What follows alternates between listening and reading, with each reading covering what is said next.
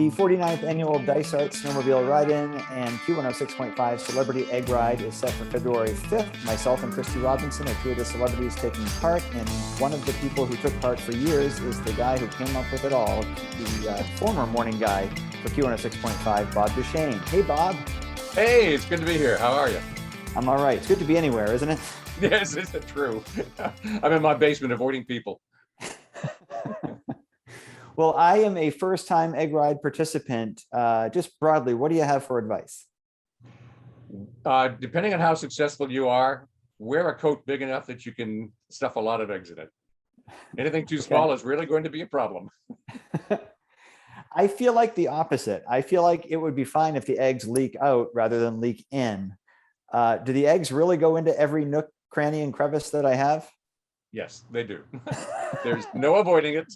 In fact, the one thing you have to guard against, and they'll probably bring duct tape with them, is the eggs are so heavy that they will force their way out the bottom of the jacket if you don't tape yourself up.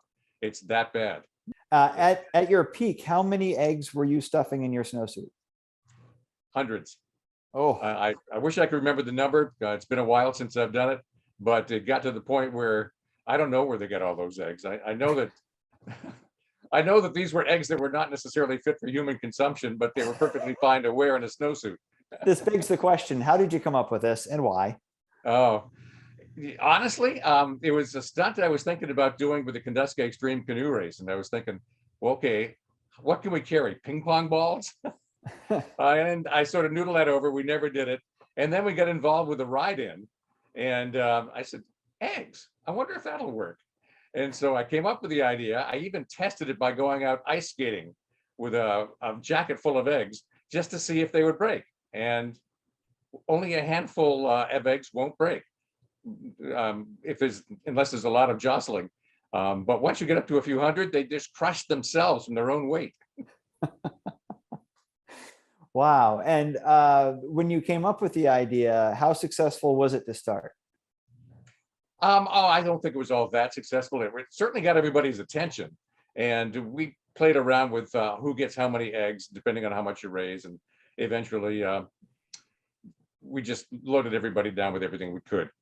But we started out with something like, I don't know, 15, 20 eggs. And that was not a huge mess. Not like it became these days when you're going to do it.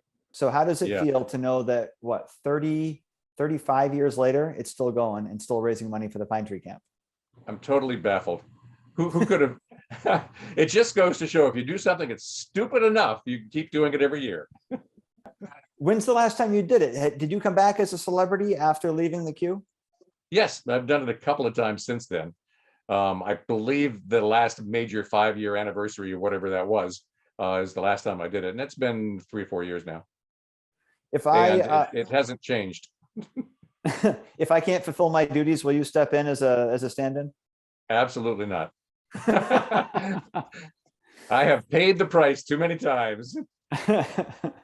Well, I appreciate the advice. If there is one final word of wisdom that I can take, what should I keep in my mind as I make the first rev of the snowmobile? Don't plan on steering.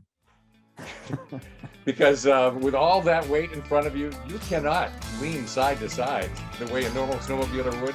You are stuck and planted right there, steering with your elbows as best you can, and that's it. Bob Duchesne, thank you very much for joining me. Oh, thanks. It's great to see you again.